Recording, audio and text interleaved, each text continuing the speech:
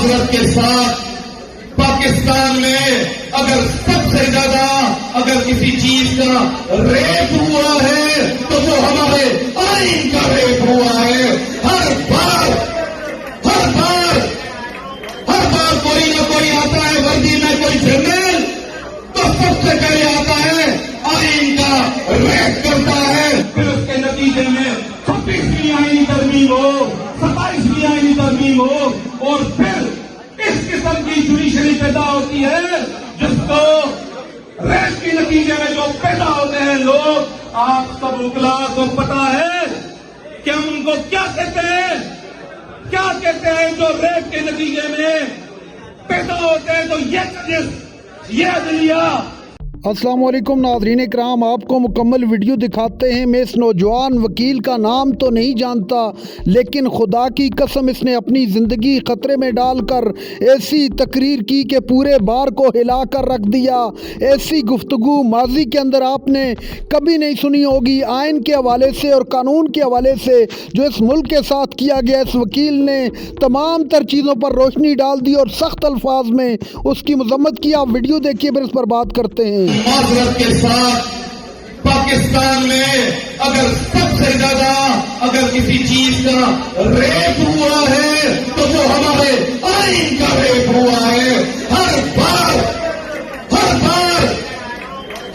کوئی نہ کوئی آتا ہے وردی میں کوئی جنرل تو سب سے پہلے آتا ہے آئین کا ریپ کرتا ہے. پھر اس کے نتیجے میں 26ویں آئینی ترمیم ہو, 27ویں آئینی ترمیم ہو اور پھر اس قسم کی جوڈیشری پیدا ہوتی ہے جس کو ریپ کے نتیجے میں جو پیدا ہوتے ہیں لوگ, آپ سب وکلا کو پتا ہے کہ ہم ان کو کیا کہتے ہیں, کیا کہتے ہیں جو ریپ کے نتیجے میں پیدا ہوتے ہیں. تو یہ سازش, یہ عدلیہ جس سے ہم توقع کر رہے ہیں کہ ہمیں یہ انصاف دے گی.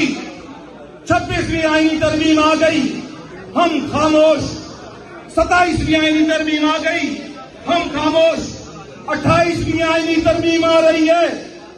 میں یہ بات کہتا ہوا چلوں کہ 28ویں ترمیم میں سندھ کے 3 ٹکڑے ہو رہے ہیں.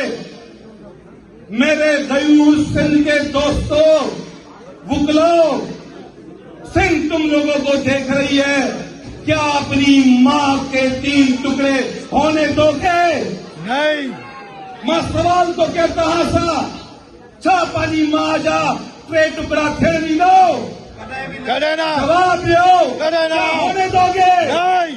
تو پھر طے کر لو, جب تک یہ کالا کوٹ زندہ ہے تو کسی کے مائی کے لال میں بھی طاقت نہیں ہے. میری سندھ کی طرف آنکھ اٹھا کے دیکھیں. سی ایم صاحب, ایک بہت بڑی تحریک یہاں پہ شروع ہوئی.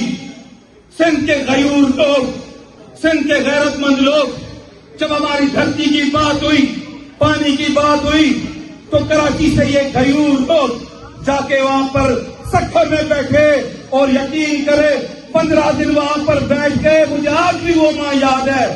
ایک بوڑھی خاتون آئی, وہ بوڑھی خاتون آئی, اس کے پاس چند روٹیاں اور لسی تھی. تو میں نے کہا اماں یہ کیا لے کر آئی ہو؟ کہ یہ آج سب کچھ لے کر آئی ہوں میرے غیرتی میرے بچے, آپ آئے ہیں, آپ کے لیے جو کچھ ہے میرے پاس میں آپ کے لیے لے کر آئی ہوں. یہ ہے سندھ کا وکیل. آپ کو پورے پاکستان میں ایسے وکیل نہیں ملیں گے.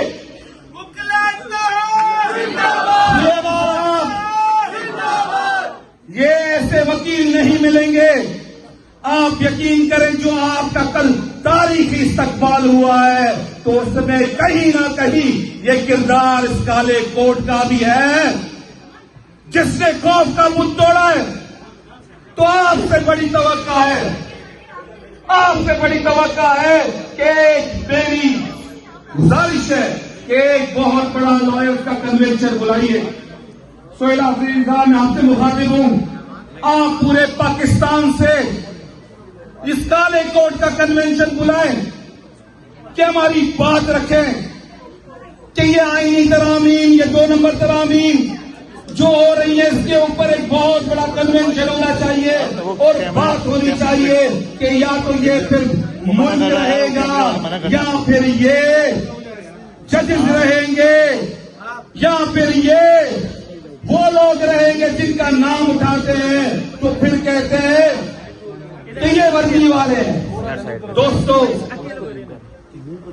बात करने दो, 2 मिनट की बात करूंगा। बात यह है कि जब भी कभी इस मुल्क पे वार होता है तो देखा जाता है कि उसके ताने बाने कहां चले जाते हैं। दोस्तों, हमारे ऊपर हम नहीं सुनेंगे अब इनकी। ये बूमर्स हैं, ये वो बूमर्स हैं, इनका टाइम खत्म हो चुका है। इनको बोलो आपसे ना हमें कोई डर है, क्यों कि आप लोग खुद एक डरपोक लोगों, आप इतने डरपोक हो कि एक बंदे का नाम लेने से डरते हो, फिर कहते हो इसका उसका इसके।